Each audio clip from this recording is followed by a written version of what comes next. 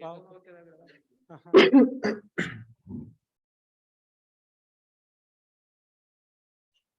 Muy buenos días, doctor Francisco Rendón Acosta, a todos los presentes. El doctor Francisco Rendón Acosta, su plática, pues claramente él proviene bueno, es una virtual, pero es de la Universidad del Papaloapan. El tema de la plática es modelado de las fracciones de ionización en equilibrio de partículas radioactivas que constituyen el flujo de salida expulsados por un núcleo galáctico activo, una solución numérica de un sistema de ecuaciones algebraicas no lineales. Claramente voy a mencionar, ¿verdad? Al doctor Francisco Rendón los estudios que ha realizado. Los estudios de licenciatura los realizó en la Facultad de Matemáticas de la Universidad Veracruzana. Maestría, Departamento de Astronomía de la Universidad de Guanajuato. Doctorado, también en el Departamento de Astronomía de la Universidad de Guanajuato. Líneas de investigación, formación planetaria, astrofísica y astrofísica computacional. Reconocimientos o distinciones que de alguna otra manera ha obtenido, pues es precisamente SNIP y algo de lo de PRODET. Pues sin más preámbulo, cedo la palabra al doctor Francisco Rendón Acosta para que nos dé esta charla. Espero que sea de su agrado. Doctor, adelante. Ok, buenos días. Una disculpa de antemano porque estoy un poco enfermo. Me resfrié y pues bueno, por ahí en algún momento van a escuchar alguna tosecita y es por esa razón, ¿no? Bueno, pues yo les voy a platicar sobre esta pequeña, porque realmente es una pequeña parte de un proyecto aún más grande, ¿no? Que viene siendo el modelado, y ahí sí es un modelado de una estructura muchísimo más grande, que son los jets o flujos radiativos eyectados por núcleos galácticos activos, ¿sí? Ese es el proyecto así en grande. Yo les vengo a presentar una pequeña parte, así, pero una minúscula parte de ese proyecto, que es en la que yo me involucré, ¿sale? Bueno, pues aquí un concepto que se ha mencionado es el de los AGNs. ¿Qué son los AGNs? Los AGNs básicamente son los núcleos galácticos activos de ciertas galaxias, ¿sí? Como lo pueden ver aquí en estas dos imágenes, tenemos dos galaxias de tipo espiral. Hay varios tipos de galaxias, ¿no? Aquí en estas dos imágenes se muestran las tipos espiral. En la galaxia NGC 5548 ustedes pueden ver un patrón que parece una cruz, ¿no? E incluso que el centro de esa galaxia es muchísimo más brillante que el resto de la galaxia, comparada con la galaxia NGC 3227, ¿sí? Donde podemos ver su núcleo y no se ve ese patrón de destello en la luz, ¿no? Justamente la imagen de la izquierda nos hace referencia a lo que es un núcleo galáctico activo. ¿Qué quiere decir esto? Que en la región central de la galaxia, que en esa región, perdón, habita un objeto astronómico de tamaño descomunal y que pues hablarles de él sería otra plática, porque también hay muchos modelados y análisis teóricos sobre los agujeros negros. El agujero negro que está en el centro de la galaxia, que hasta ahorita se tiene la hipótesis de que todas las galaxias poseen un agujero negro, pero en algunos es demasiado grande y es cuando lo llamamos supermasivo. Ese agujero negro supermasivo empieza a acretar la radiación de las estrellas, empieza a acretar el material, perdón, de las estrellas en su vecindad y lo empieza a eyectar. y es justamente lo que nosotros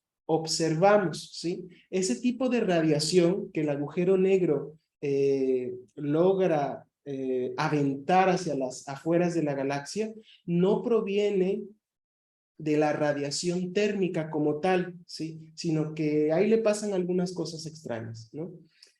A comparación de la luz o radiación que nosotros observamos de las galaxias normales, que su brillo lo vemos que viene, pues obviamente, de las estrellas, ¿sí?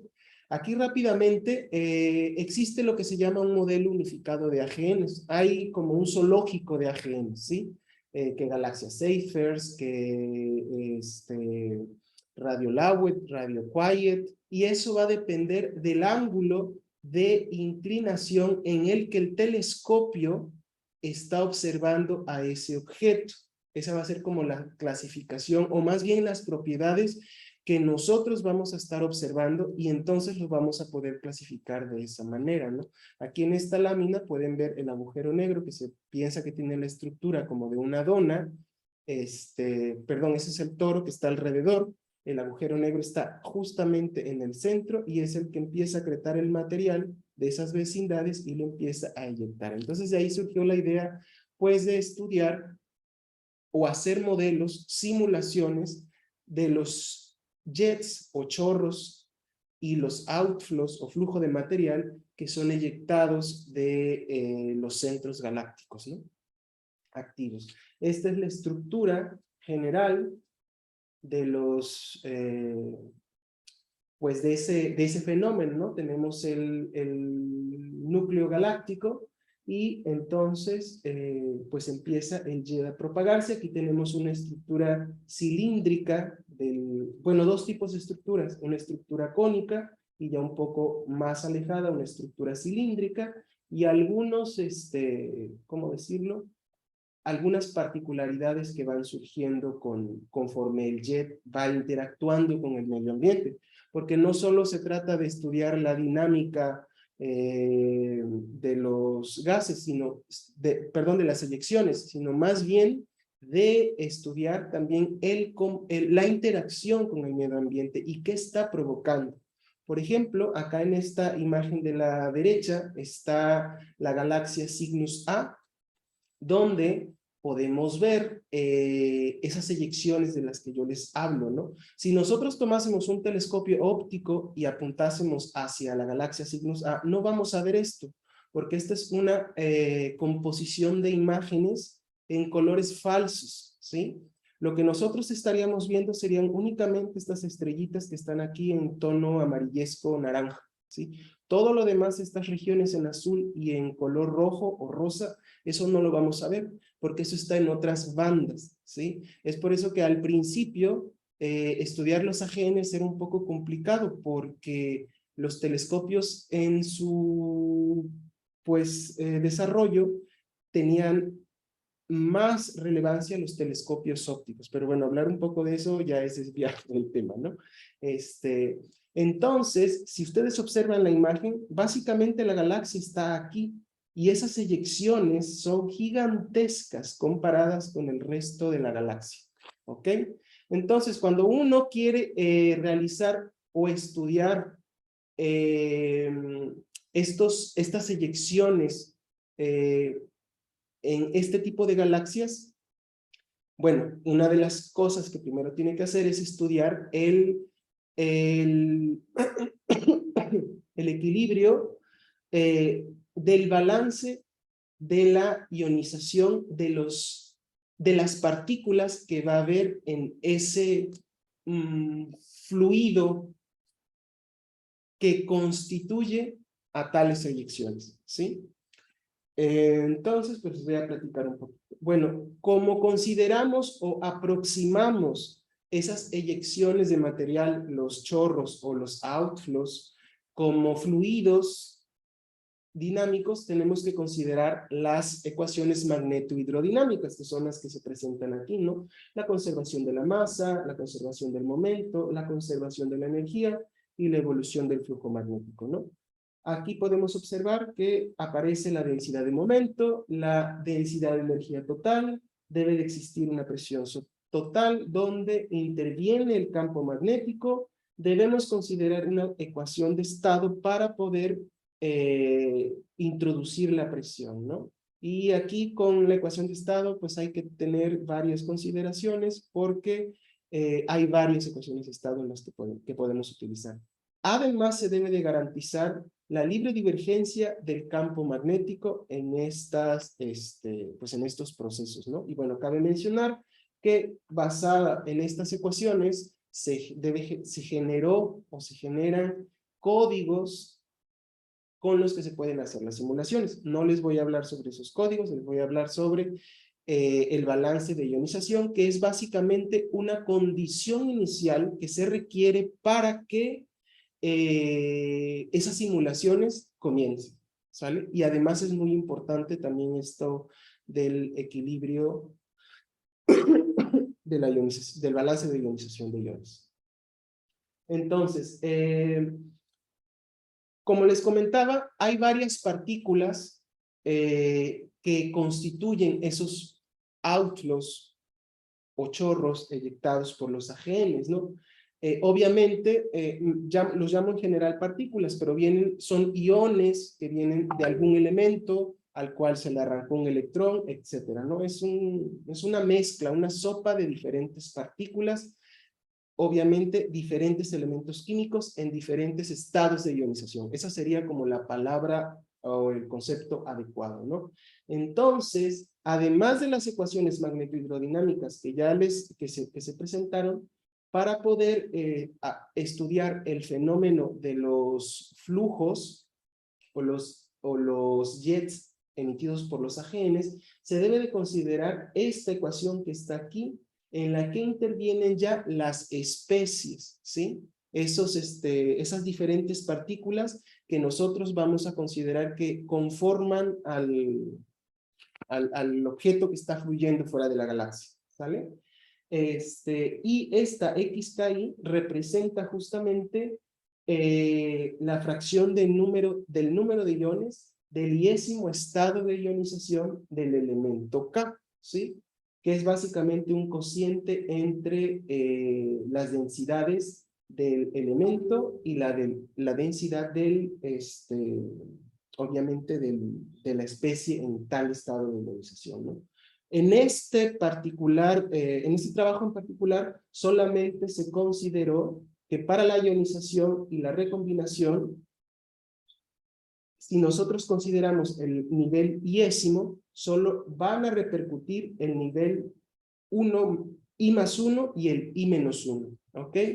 Entonces, dadas estas consideraciones, este término fuente que aparece aquí, SKI, se transforma al hacer unas hipótesis físicas en esto que vemos acá, ¿sí?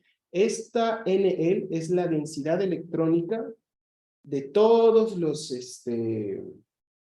de todas las partículas, ¿no? Que hay en el fluido a considerar. El alfa KI es el coeficiente de recombinación, mientras que el ZKI es el coeficiente de ionización, ¿sí? Y hay otros términos que hay que calcular, ¿no?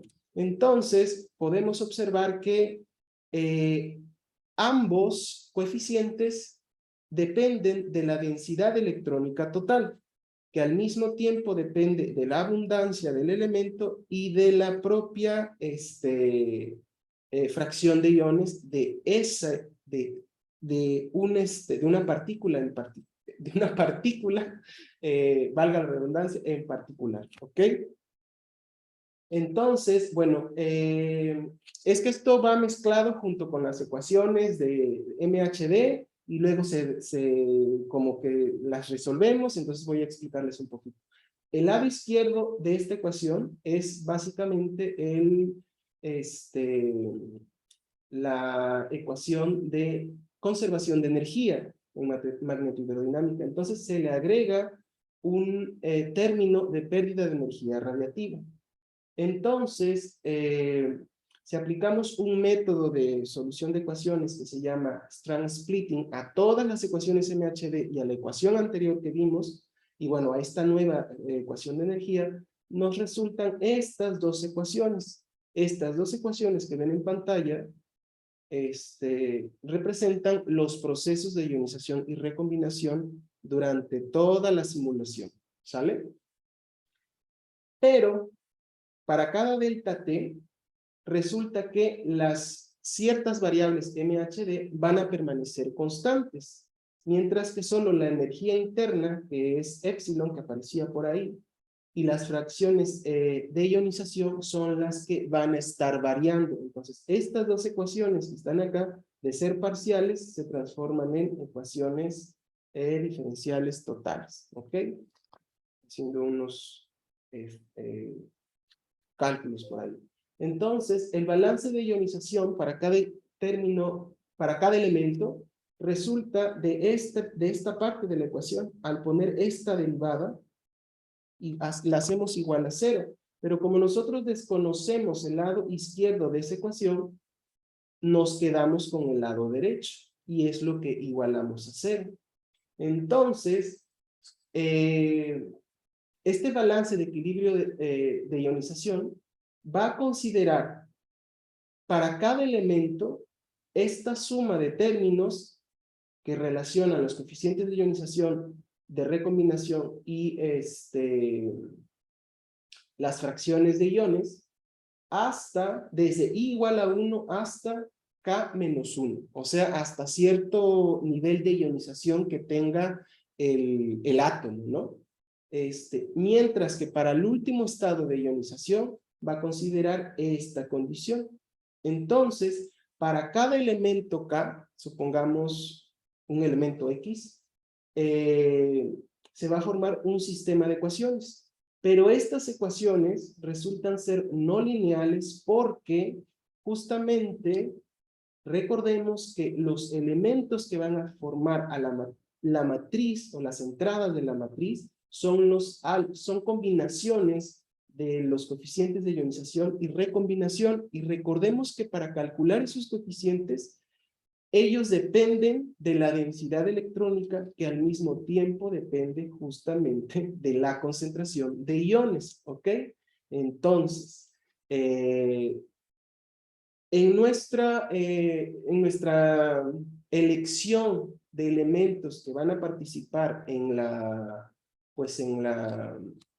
toda esa mezcla de partículas que van a ser eyectadas por los AGNs, hay elementos que solamente tienen 2 estados de ionización y hay elementos que tienen más de 2 estados de ionización, pero consideramos al más alto como el nivel de ionización número 5, ¿no? Por eso es que vamos a tener matrices pequeñas, 2 por 2, y matrices,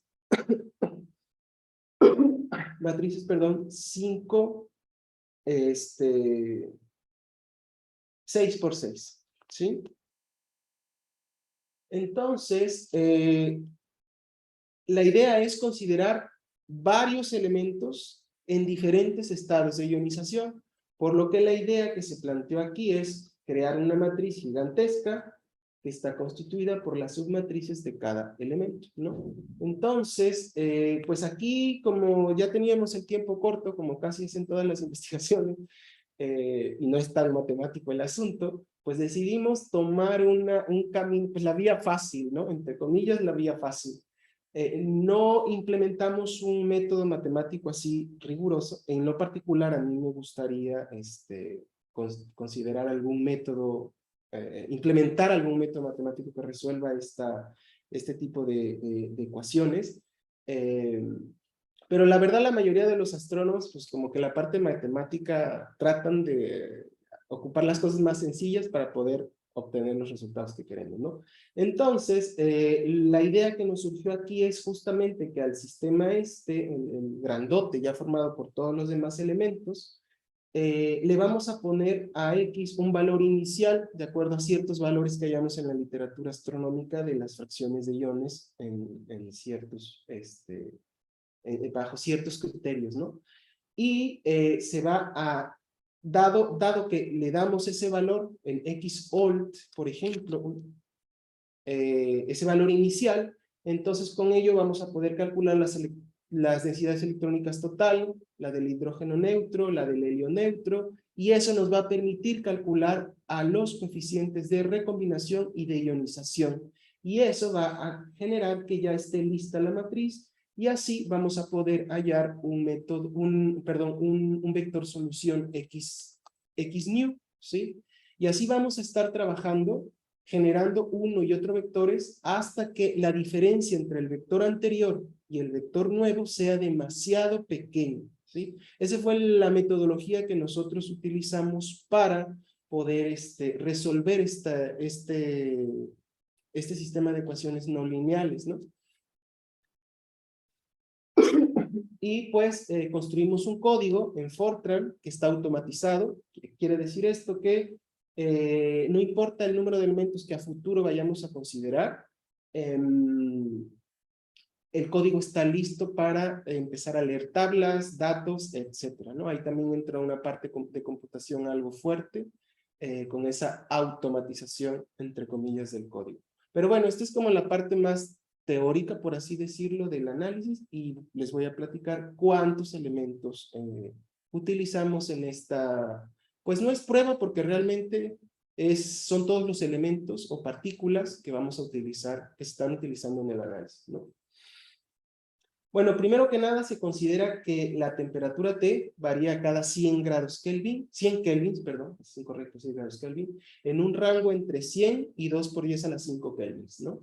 Entonces, para poder calcular los famosos coeficientes de ionización y recombinación, que para la ionización son dos, hay una ionización que es colisionalmente excitada y otra ionización que proviene del hidrógeno una vez ionizado, y los coeficientes de recombinación son 5, ¿sí? Entonces, todos esos coeficientes que creo que se me pasó poner las ecuaciones ahí, porque son un mundo de ecuaciones, para poder calcular los coeficientes, nosotros los obtuvimos de datos, ¿sí? Datos que se han ido actualizando a lo largo de los años, ¿no? Pero resulta que no se tienen todos, no se tiene cubierto toda la, para cualquier temperatura, simplemente para temperaturas mayores a 1.16 por 10 a la 4 Kelvin, ¿no? Entonces, pues nosotros como necesitamos temperaturas menores a esa cantidad, se realizó una extrapolación para poder calcular esos valores de los coeficientes, y para los valores que sí están en ese rango de temperatura, pero que obviamente no están entre los datos, hicimos una interpolación lineal. Todo así súper sencillo, ¿no? Como les decía. Entonces, en nuestra red de ionización y recombinación, consideramos 29 iones. El hidrógeno neutro y el hidrógeno ionizado, el helio neutro y el helio 2 veces ionizado, y los primeros 5 estados de ionización del carbono, del nitrógeno, el oxígeno, el neón y el azufre. Solamente consideramos esos, pero como les había comentado, nuestros códigos están creados para cualquier tipo de otro número ¿cómo decirlo? De elementos que quisiéramos implementar, ¿no? Entonces, la condición inicial que se utiliza, que fue una que encontramos en la literatura, fue poner que la fracción de iones del hidrógeno neutro y el helio neutro es de 0.001 y 0 para todos los demás. Esa es nuestra condición inicial. Eso nos permite generar el primer vector de fracciones de iones, y así hasta que nuestro método converge.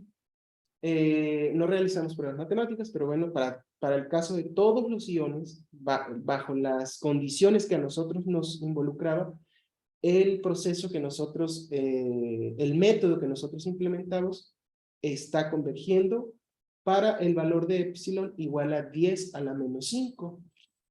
Y los resultados se alcanzan de la solución increíblemente, yo pensé que se iba a llevar más iteraciones pero resulta que no pasa más allá de las 20 iteraciones, ¿cómo decirlo? Este proceso, que obviamente, imagínense, es una matriz 29 por 29, más o menos, ¿no? Y bueno, pues estos son nuestros resultados. Estos son resultados cualitativos, obviamente.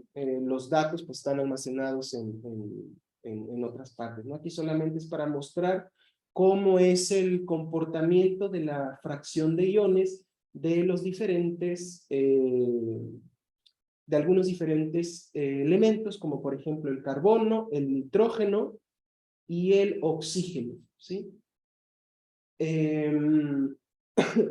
Nosotros comparamos nuestros resultados con resultados u otras pruebas realizadas por otros astrónomos en 2008, y justamente así cualitativamente hablando obtenemos los mismos resultados excepto para el nitrógeno 2 veces ionizado y 3 veces ionizado, que son estos que están aquí.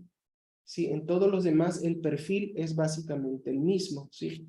Nosotros pensamos que probablemente se deba a pues esa parte de nosotros estamos interpolando y extrapolando, a que probablemente los datos que nosotros estamos usando para calcular los coeficientes de ionización y recombinación están actualizados, probablemente, ¿no? Porque en todos los demás, bueno, aquí solamente puse tres elementos. En todos los demás sí coinciden así, viéndolos cualitativamente, porque obviamente no sé qué metodología hayan utilizado estas personas para poder calcular esos valores, ¿no? Entonces, como les comentaba, esto es una pequeña parte de un proyecto más grande, donde estos datos que nosotros, estos resultados que nosotros obtenemos, se consideran como condiciones iniciales para así poder lanzar la simulación como tal, usando un código realmente hidrodinámico, magneto-hidrodinámico, para pues estudiar justamente esas interacciones entre los jets, los outflows, emitidos por los AGNs con el medio ambiente, ¿sí? Entonces, esta es algo pequeño, pero realmente sí llevó su tarea a hacerlo. Y bueno, a mí en particular me gustó mucho la metodología que se sigue aquí para, para poder, ¿cómo decirlo? Resolver el sistema, ¿no? Utilizamos el lenguaje de programación Fortran 90 y se utilizaron unas librerías para poder hacer resolver las matrices inversas, porque esta matriz, aunque está muy grande, pues obviamente esa librería es capaz de invertirla, y además no es una matriz cuadrada, si no mal recuerdo. Entonces ahí hay una cosa extraña, pero resulta que esa librería nos permite invertir esa matriz, y no recuerdo ahorita el nombre, la verdad, este estado de salud me tiene un poco descharretado.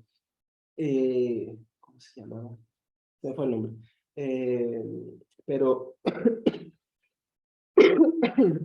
la convergencia se obtiene de manera rápida y no es muy pesado el código como en un principio nosotros pensamos, ¿no? Al ser muchos elementos, pensamos que se iba a demorar más, pero la verdad se demora muy poquito. El código como tal el tiempo de cómputo más bien de todo este proceso no va más allá de los 5 minutos. Sí se demora un poquitín. En una computadora ahí normal de estas de una laptop, como 5 minutos, pero ya en una computadora más grande, no hemos hecho la prueba, pero esperemos que con esta metodología se lleve muchísimo menos tiempo. Como les decía, como es una condición inicial para lanzar... Doctor, lo que pasa es que ya se cumplió su Ah, ok, tiempo. ya. Infortunadamente, debido a cuestiones de cómo funciona el Zoom, pues tenemos que concluir la sesión. No sé si quiera hacer algún comentario final. No, ya, nada más para terminar, ya se me fue el avión. No, ya, eso es todo entonces. Le agradecemos mucho al doctor Francisco Rendón su participación. Con un aplauso, por favor. Si no me equivoco, está disponible en el, bueno, si él sigue en línea, está disponible el lobby para que le puedan hacer preguntas ya en lo particular. También su constancia se la haremos llegar más tarde, en cuanto esté lista.